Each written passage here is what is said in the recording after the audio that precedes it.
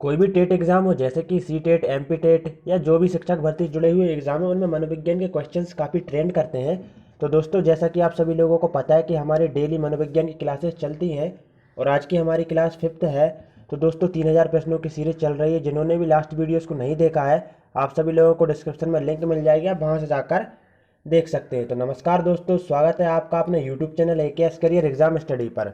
तो दोस्तों, चलिए वीडियो को स्टार्ट करते हैं। और वीडियो स्टार्ट करने से पहले आप सभी लोगों से एक छोटी सी रिक्वेस्ट है कि जिन्होंने भी चैनल को सब्सक्राइब नहीं किया है वह चैनल को सब्सक्राइब कर लो और साथ साथ में बेल आइकन को अवश्य दबाएं, ताकि आपको नेक्स्ट वीडियो की नोटिफिकेशन मिल सके। और साथ में लाइक करें और अपने व्हाट्सअप ग्रुप या जो भी ग्रुप हो, फेसबुक ग्रुप, व्हाट्सअप ग्रुप में, उसमें 10 से 12 लोगों को शेयर करें।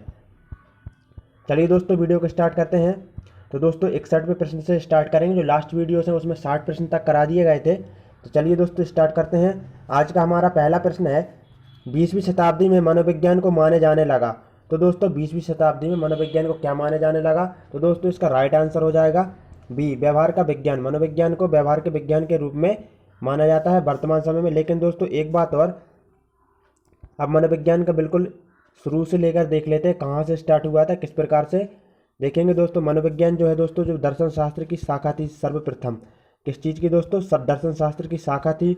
याद रखना, इसको दर्शन शास्त्र से अलग करके इसको मनोविज्ञान के रूप में एक अलग विषय को स्थापित कर दी गई। सर्वप्रथम जो अरस्तु जी आए, सर्वप्रथम अरस्तु जी और मनोविज्ञान को उन्होंने कहा कि मनोविज्ञान के अंतर्गत आत्मा का अध्ययन किया जाता है। उसके बाद कौन आया दोस्तों? उसके बाद आए मन का विज्ञान आया। मनोविज्ञान को उसके बाद क्या कहा गया? मन का विज्ञान कहा गया। क्यों कहा गया? क्योंकि दोस्तों, मनोविज्ञान को आत्मा का विज्ञान कहा जा रहा था, तो इस परिभाषा को अस्वीकार कर दिया गया। क्यों कर दिया गया? क्योंकि दोस्तों, मनोविज्ञान का स्वरूप क्या है, उस पर किस प्रकार से अध्ययन किया जाए, उसे किसी ने देखा ही नहीं। इसी वजह से इस परिभाषा को अस्वीकार कर दिया गया। और जो आत्मा का विज्ञान किसने कहा था? तो ये कहा था अरस्तु जी ने कहा था, और प्लेटो कहा था, डेकार्ट ने कहा था। 3 मनोवैज्ञानिक थे, महत्वपूर्ण है, आप याद रख लेना। और वहीं बात करें उसके बाद मनोविज्ञान को मन का विज्ञान कहा जाने लगा। मन का विज्ञान किसने कहा दोस्तों? तो पाम्पोलोजी जी जो थे, उन्होंने मनोविज्ञान को मन का विज्ञान कहा। अब मन का विज्ञान पाम्पोलोजी ने कहा, ठीक है। अब एक वैज्ञानिक और थे मनोवैज्ञानिक, जिनका नाम था केंट। क्या था दोस्तों? जिनका नाम था केंट। उन्होंने भी मन का विज्ञान कहा। और भी थे, लेकिन जो महत्वपूर्ण है उन्हीं को पढ़ेंगे। तो मन का विज्ञान, ये वाली परिभाषा भी मनोविज्ञान के संबंध में अस्वीकार कर दी गई। अब क्यों कर दी गई? क्योंकि दोस्तों, जो आत्मा के संबंध में जो प्रॉब्लम्स थी, वही प्रॉब्लम्स मन के विज्ञान में भी आ गई थी। आत्मा को किसी ने नहीं देखा, मन को भी नहीं देखा, उसका स्वरूप क्या है, उसका व्यवहार क्या है, इसी वजह से यह परिभाषा भी अस्वीकार कर दी गई। उसके बाद आई चेतना का विज्ञान। तो दोस्तों, चेतना का विज्ञान, इसके जनक विलियम वुंड, टिचनर और विलियम जेम्स इत्यादि मनोवैज्ञानिक थे। और भी थे, लेकिन जो महत्वपूर्ण है यही है। तो इस परिभाषा को भी अस्वीकार करते हुए उसके बाद जो वर्तमान समय में मनोविज्ञान को व्यवहार का विज्ञान कहा जाता है। तो दोस्तों, व्यवहारवाद के जनक कौन है? तो व्यवहारवाद के जनक वॉटसन जी हैं। वॉटसन जी ने खरगोश पर प्रयोग किया था। महत्वपूर्ण है दोस्तों, याद रखना। तो हमने बिल्कुल जड़ से देख लिया है मनोविज्ञान का। अगला क्वेश्चन देखते हैं, विकास का अर्थ है। तो दोस्तों, विकास का क्या अर्थ है? तो विकास का अर्थ आपके ऑप्शन हो जाएंगे, परिवर्तन की उत्तरोत्तर श्रृंखला, परिपक्वता एवं अनुभव के फलस्वरूप होने वाले परिवर्तनों की श्रृंखला, अभिप्रेरणा एवं अनुभव के फलस्वरूप होने वाले परिवर्तनों की उत्तरोत्तर श्रृंखला, या फिर डी, अभिप्रेरणा के फलस्वरूप होने वाले परिवर्तन की उत्तरोत्तर श्रृंखला। तो दोस्तों, इसका राइट आंसर क्या हो जाएगा? तो राइट आंसर हो जाएगा सी, अभिप्रेरणा एवं अनुभव के फलस्वरूप होने वाले परिवर्तनों की उत्तरोत्तर श्रृंखला। बिल्कुल दोस्तों, अभिप्रेरणा देंगे एक व्यक्ति को तो उसका विकास होगा, और वहीं अनुभव से प्राप्त भी जो होता है उसे भी विकास ही कहा जाता है। अब विकास के संबंध में थोड़े से क्वेश्चंस बनते हैं, उनको देख लेते हैं। दोस्तों, एक बात हमेशा याद रखना, विकास और वृद्धि से क्वेश्चन आ जाता है। तो दोस्तों, वृद्धि जो रहती है वह जीवन पर्यंत नहीं चलती है, एक समय के बाद क्या हो जाती है? एक समय के बाद यह समाप्त हो जाती है। लेकिन दोस्तों, वहीं बात विकास की करें तो विकास निरंतर चलता है, निरंतरता के सिद्धांत पर चलता है यह। एक बात और, विकास, एक बालक का विकास 2 तरह से होता है। एक तो दोस्तों हो जाएगा मस्तक उद्मुखी। किस प्रकार से? मस्तक उद्मुखी, जो कि जिसे सिर पदाभिमुख कहा जाता है। इसका मीन्स होता है दोस्तों, क्या होता है? सिर से लेकर पैर की ओर, सिर से लेकर पैर की ओर एक बालक का विकास होता है इसमें। और विकास एक तरह से और भी होता है, निकट से लेकर दूर। कैसा दोस्तों? निकट से दूर। इसमें क्या होता है? जो बालक के केंद्रीय भाग रहते हैं, जैसे कि पेट हो गया, सर हो गया, पहले उनका विकास होता है, और उसके बाद में जो छोटे छोटे अंग रहते हैं, बाहरी अंग, उनका विकास होता है। दोस्तों, आई होप आप समझ गए होंगे। विकास से और भी जान लेते हैं क्या क्या है दोस्तों। विकास जो है निरंतरता के सिद्धांत पर आधारित है। कौन से सिद्धांत पर? तो दोस्तों, निरंतरता के सिद्धांत पर आधारित है। वहीं बात करें यह सामान्य से विशेष की ओर चलता है। दोस्तों सामान्य से विशेष की ओर कैसे चलता है, पहले एक बालक सामान्य क्रिया ही तो करता है, उसी के बाद वह विशेष क्रियाएं करता है। अब वहीं बात करें तो जितने भी मैंने विकास से संबंधित क्वेश्चन बताए काफ़ी इंपॉर्टेंट है दोस्तों, इनको याद रखना है। चलिए दोस्तों नेक्स्ट क्वेश्चन देखते हैं। नेक्स्ट क्वेश्चन देखेंगे, मनोविज्ञान को दर्शन शास्त्र से अलग विज्ञान का दर्जा दिला है। तो दोस्तों यहाँ पर यह कहा जा रहा है, जैसा कि आप सभी लोगों को पता है मनोविज्ञान दर्शन शास्त्र की एक शाखा थी, उसका एक अंग था। तो मनोविज्ञान को दर्शन शास्त्र से अलग किसने किया? तो दोस्तों मनोविज्ञान को दर्शन शास्त्र से अलग किसने किया? आपके ऑप्शन है William Wundt, William James, Skinner, Watson. तो दोस्तों इसका राइट आंसर क्या हो जाएगा? राइट आंसर हो जाएगा विलियम जेम्स। क्या हो जाएगा दोस्तों? इसका राइट आंसर हो जाएगा विलियम जेम्स। विलियम जेम्स जी जो थे उन्होंने मनोविज्ञान को दर्शन शास्त्र से अलग किया। तो दोस्तों कहीं कहीं पर विलियम वुंट भी आ जाता है, यदि विलियम जेम्स नहीं होगा तो आप विलियम वुंट लगाएंगे। चलिए दोस्तों चारों ऑप्शन से संबंधित जितने महत्वपूर्ण प्रश्न बन सकते हैं सभी को देखते हैं। विलियम वुंट इन्होंने 1879 में मनोविज्ञान की प्रथम प्रयोगशाला खोली थी। कहाँ पर खोली थी दोस्तों? जर्मनी में खोली थी। प्रयोगात्मक मनोविज्ञान की प्रथम प्रयोगशाला कहाँ पर? लिप्जिंग शहर में, जर्मनी के। कौन सा? याद रखना दोस्तों, महत्वपूर्ण है यह भी। लिप्जिंग शहर में, और कार्ल मार्क्स विश्वविद्यालय उसका नाम है वर्तमान में, वहाँ पर खोली थी। अब बात कर लेते हैं विलियम जेम्स को। ये अमेरिका के निवासी थे दोस्तों, याद रखना क्योंकि पूछ लिया जाता है कहाँ के थे, कहाँ के निवासी थे। तो अमेरिका के थे विलियम जेम्स। वहीं बात करें इनको आधुनिक मनोविज्ञान का जनक भी कहा जाता है दोस्तों, आधुनिक मनोविज्ञान का जनक भी इनको कहा जाता है विलियम जेम्स को। अब स्किनर की बात कर लेते हैं। इन्होंने क्रिया प्रसूत अनुबंधन सिद्धांत दिया है। और बात करें इन्होंने चूहे पर प्रयोग किया है दोस्तों, इंपॉर्टेंट है, सीधा पूछ लिया जाता है कि चूहे पर प्रयोग किसने किया है। अब वहीं बात करें वाटसन की, तो वाटसन जी को व्यवहारवाद का जनक कहा जाता है। आप सभी लोगों को पता ही है, जैसा कि हम देख चुके हैं। और जो वाटसन जी हैं इन्होंने खरगोश पर प्रयोग किया था। बिल्कुल दोस्तों महत्वपूर्ण है। मैं आपको फटाफट बता देता हूँ जितने भी जो चार ऑप्शन से संबंधित क्वेश्चन हैं जो आपको काफ़ी हेल्पफुल रहेंगे।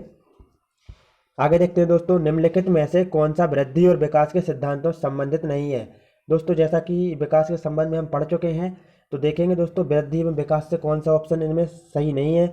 आपके ऑप्शन हो जाएंगे निरंतरता का सिद्धांत। तो दोस्तों जैसा कि हम पढ़ चुके हैं विकास कैसे चलता है दोस्तों? विकास निरंतर चलता है, कभी रुकता नहीं है। ठीक है दोस्तों, तो ये तो बिल्कुल विकास से संबंधित है, तो ये राइट आंसर नहीं होगा। ये सही है लेकिन राइट आंसर नहीं होगा। अब बात करते हैं वर्गीकरण का सिद्धांत। ठीक है, देखते हैं आगे देखेंगे समन्वय का सिद्धांत। ये लग रहा है दोस्तों ये राइट आंसर हो सकता है। सी देखेंगे दोस्तों समन्वय का सिद्धांत। तो दोस्तों दोनों में समन्वय तो होता ही है।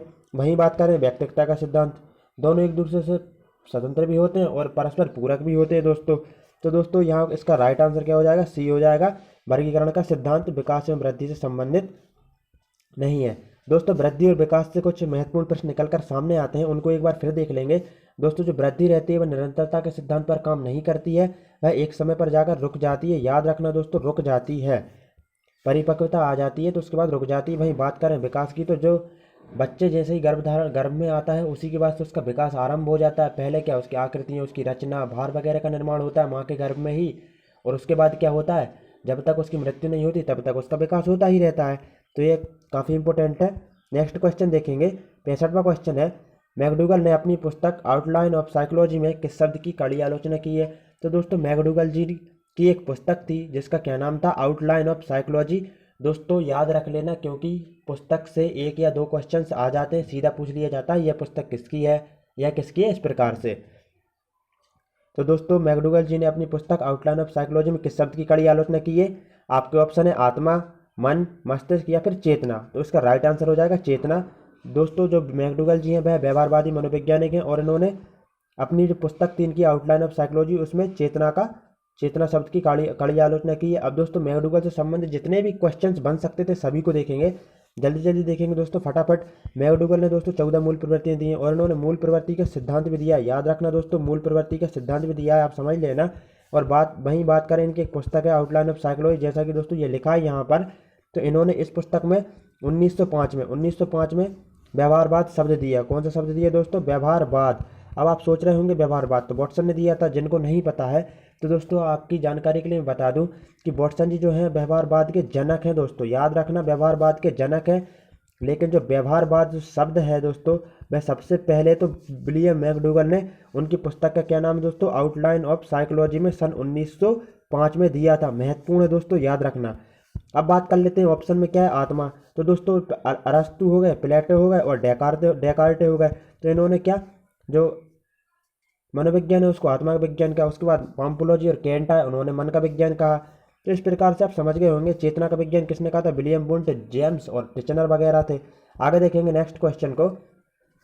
बाल मनोविज्ञान के अनुसार शिक्षा के क्षेत्र में मुख्य स्थान है। तो दोस्तों बाल मनोविज्ञान के अनुसार या मनोविज्ञान के अनुसार या शिक्षा मनोविज्ञान के अनुसार, शिक्षा में जो शिक्षा का क्षेत्र है उसमें मुख्य स्थान किसका है, तो दोस्तों उसमें मुख्य स्थान बालक का ही है। बालक की रुचि के अनुसार शिक्षा दी जाती है, किस प्रकार से उसकी योग्यता है उस प्रकार से। नेक्स्ट क्वेश्चन देखेंगे, मनोविज्ञान का जन्म किसके समय दर्शन शास्त्र के अंग के रूप में हुआ। तो दोस्तों आप भली भांति जान चुके हैं कि जो मनोविज्ञान है वह पूर्व में प्राचीन समय में किसका भाग था या किसका अंग था, एक ही बात है। तो वह दर्शन शास्त्र की शाखा थी। तो वह जो मनोविज्ञान का जन्म किसके समय में हुआ था, दोस्तों राइट आंसर क्या हो जाएगा इसका, अरस्तु हो जाएगा। अरस्तु संबंधी जितने भी महत्वपूर्ण प्रश्न बन सकते थे सभी को देख लेंगे दोस्तों, नोट कर लेना आप, क्योंकि काफ़ी इंपॉर्टेंट है। इनकी एक पुस्तक है दोस्तों, एग्जाम में आ जाता है, डी एनिमा करके, दोस्तों याद रख लेना, डी एनिमा है, आप समझ लेना। अरस्तु जी की पुस्तक, इन्होंने मनोविज्ञान को क्या कहा था, मन का विज्ञान, आत्मा का विज्ञान कहा था। और वहीं बात करें प्लेटो जी ने भी जो आत्मा का विज्ञान ही कहा था। इनकी भी एक पुस्तक है जिसका नाम क्या है, याद रखना दोस्तों, इनकी पुस्तक का नाम है द रिपब्लिक। क्या है दोस्तों, द रिपब्लिक इनकी पुस्तक का नाम, महत्वपूर्ण है, इसको भी याद रखना। भाई वॉटसन को व्यवहारवाद का जनक कहा जाता है, आप सभी लोगों को पता है। 68वां क्वेश्चन है, एक बच्चे की वृद्धि और विकास के अध्ययन की सर्वाधिक अच्छी विधि कौन सी है। तो दोस्तों वृद्धि और विकास के बारे में जितने ही महत्वपूर्ण प्रश्न बन सकते थे हमने देख लिए हैं। तो वृद्धि एवं बच्चे की वृद्धि एवं विकास के अध्ययन की सर्वाधिक अच्छी विधि विकासी वृद्धि है, इसका राइट आंसर सी होगा। आगे देखेंगे दोस्तों नेक्स्ट क्वेश्चन, 69वां क्वेश्चन है, शिक्षा मनोविज्ञान के मुख्य तत्व हैं। तो दोस्तों शिक्षा मनोविज्ञान हो या मनोविज्ञान है, कोई भी शिक्षण प्रक्रिया हो उसका मुख्य अंग क्या क्या होते हैं। तो दोस्तों शिक्षार्थी तो होगा ही, बिना शिक्षार्थी के अध्ययन हो सकता है, नहीं हो सकता है। सीखने की प्रक्रिया भी और अध्यापक भी, ये तीनों ही राइट आंसर हो जाएंगे। तो इसका राइट आंसर क्या है दोस्तों, इसका राइट आंसर डी हो जाएगा। नेक्स्ट क्वेश्चन देखेंगे, नेक्स्ट क्वेश्चन है, व्यक्तिगत विभिन्नता के मिलन के संबंध में एक अध्यापक की भूमिका होनी चाहिए। तो दोस्तों व्यक्तिगत विभिन्नता के मिलन के संबंध में एक अध्यापक की क्या भूमिका होनी चाहिए। दोस्तों व्यक्तिगत विभिन्नता का अर्थ जान लीजिए आप सब, काफ़ी इंपॉर्टेंट है। व्यक्तिगत विभिन्नता का मतलब रहता है एक दूसरे में अलग होना, जैसा कि दोस्तों मैं अलग हूँ आपसे, आप मुझसे अलग हैं, इस प्रकार से। तो अध्यापक की क्या भूमिका होनी चाहिए देखेंगे। तो दोस्तों इसका राइट आंसर देख लेते हैं सीधा, इसका राइट आंसर है सी, मतलब कि एक और दो, ए और बी, व्यक्ति के दृष्टिकोण, अभिरुचि और योग्यता को जानने का प्रयास। बिल्कुल दोस्तों, व्यक्तिगत विभिन्नता का सिद्धांत क्या कहता है, व्यक्तिगत विभिन्नता का सिद्धांत कहता है कि एक बालक को उसकी रुचि, उसकी योग्यता के अनुसार शिक्षा दी जानी चाहिए। ऐसा नहीं है कि जो बालक कमज़ोर है उसको जो उच्च स्तर की शिक्षा दी जाए, ऐसा नहीं है। उनकी योग्यता के अनुसार, उनकी जिस चीज़ में रुचि है वही अध्ययन उनको कराया जाना चाहिए। सेकंड ऑप्शन है, व्यक्ति आधारित पाठ्यक्रमों को उनकी आवश्यकता के अनुसार जानने की कोशिश। बिल्कुल दोस्तों, उनकी आवश्यकता के अनुसार उन्हें जानना चाहिए और उसी के अनुसार उन्हें अध्ययन कराना चाहिए। तो दोस्तों 70वें क्वेश्चन का आंसर क्या है, सी है, मतलब कि ऑप्शन ए और ऑप्शन बी। नेक्स्ट क्वेश्चन देखेंगे, सर्वप्रथम मनोविज्ञान को किस विषय के अध्ययनकर्ता के रूप में स्वीकार किया गया। तो दोस्तों जैसा कि आप सभी लोगों को पता ही है, फर्स्ट क्वेश्चन में देख ही चुके हैं, सर्वप्रथम मनोविज्ञान को आत्मा के विज्ञान के रूप में स्वीकार किया गया था। बिल्कुल दोस्तों, अब बात यहाँ से आती है, आप सभी को पता ही होगा कि आत्मा का विज्ञान किसने कहा, अरस्तु जी ने कहा, जिनकी पुस्तक का क्या नाम था, डी एनिमा था। प्लेटो जी ने कहा, प्लेटो जी की पुस्तक का क्या नाम था, प्लेटो जी की पुस्तक का नाम था द रिपब्लिक। और वहीं बात करें अरस्तु, प्लेटो, डेकार्टे जी ने भी आत्मा का विज्ञान कहा, मनोविज्ञान को। तो दोस्तों बार बार इसलिए बता रहा हूँ मैं, ताकि आपको अच्छे से याद हो जाए, आपको बार बार रिवाइज करने की ज़रूरत ना पड़े, यहीं पर आपका रिवाइज हो जाता है। मन का विज्ञान पाम्पुलोजी, केंट ने कहा। चेतना का विज्ञान विलियम वुंट, जेम्स टिचनर ने। और व्यवहार का विज्ञान तो आपको पता ही है, वॉटसन जी, जिन्होंने खरगोश पर प्रयोग किया था। 72वां क्वेश्चन है, निम्नलिखित में से कौन सा मूल्यांकन के त्रिकोण का भाग नहीं है। तो दोस्तों मूल्यांकन के त्रिकोण का भाग कौन सा नहीं है, आपके ऑप्शन है शिक्षक, शैक्षिक उद्देश्य, मूल्यांकन, शिक्षण अनुभव या फिर अधिगम अनुभव। तो दोस्तों इसका राइट आंसर हो जाएगा सी। क्या हो जाएगा दोस्तों, सी हो जाएगा। नेक्स्ट क्वेश्चन देखते हैं। एक बात और दोस्तों, जो मूल्यांकन है उसको सीसीई कहा जाता है। क्या कहा जाता है दोस्तों, उसको सीसीई भी कहा जाता है। कहीं कहीं पर मूल्यांकन नहीं लिखा रहता है, सीधा क्या लिखा आ जाता है, सीधा सीसीई लिखा आ जाता है। नेक्स्ट क्वेश्चन देखेंगे, निम्नलिखित में से कौन सी समस्या शिक्षा मनोविज्ञान के क्षेत्र में आती है। तो दोस्तों 4 ऑप्शन दिए गए हैं, इसमें से कौन सी समस्या शिक्षा मनोविज्ञान के अंतर्गत आती है। आपके ऑप्शन है शिक्षकों की अनुपस्थिति, विद्यालय में बच्चों का कम नामांकन, शिक्षा का गिरता स्तर या फिर शैक्षिक पिछड़ापन। तो दोस्तों इसका राइट आंसर क्या हो जाएगा? इसका राइट आंसर हो जाएगा डी। निम्नलिखित में से कौन सी समस्या शिक्षा मनोविज्ञान के क्षेत्र में आती है? तो दोस्तों जो शैक्षिक पिछड़ापन है वह शिक्षा मनोविज्ञान के अंतर्गत आती है। नेक्स्ट क्वेश्चन देख लेंगे। तो थॉर्नडाइक के व्यक्तित्व के वर्गीकरण के आधार हैं। तो दोस्तों इसका आपके ऑप्शन है शारीरिक गठन और शक्ल सूरत, रचनात्मक और मौलिकता, समायोजन और वृद्धि, और चिंतन और कल्पना। तो दोस्तों इसका राइट आंसर हो जाएगा डी, चिंतन और कल्पना। अब थॉर्नडाइक के व्यक्तित्व के वर्गीकरण का आधार क्या है दोस्तों? चिंतन और कल्पना। अब थॉर्नडाइक के विषय में थोड़ा जान लेते हैं। थॉर्नडाइक ने दोस्तों तत्परता का नियम दिया। कौन सा दिया दोस्तों? तत्परता का नियम दिया, आप समझ लेना दोस्तों। और इन्होंने भाई प्रभाव का नियम भी दिया और अभ्यास का नियम भी दिया। इन्होंने बिल्ली पर प्रयोग किया। इनको एनिमल इंटेलिजेंस, इन्होंने एक पुस्तक लिखी, पशु मनोविज्ञान का जनक कहा जाता है। और वहीं शिक्षा मनोविज्ञान भी एक इन्होंने पुस्तक लिखी है। नेक्स्ट क्वेश्चन और आज का अंतिम क्वेश्चन है दोस्तों, देखेंगे शिक्षा के प्रति मनोविज्ञान का सबसे महत्वपूर्ण योगदान निम्नलिखित में से कौन सा है?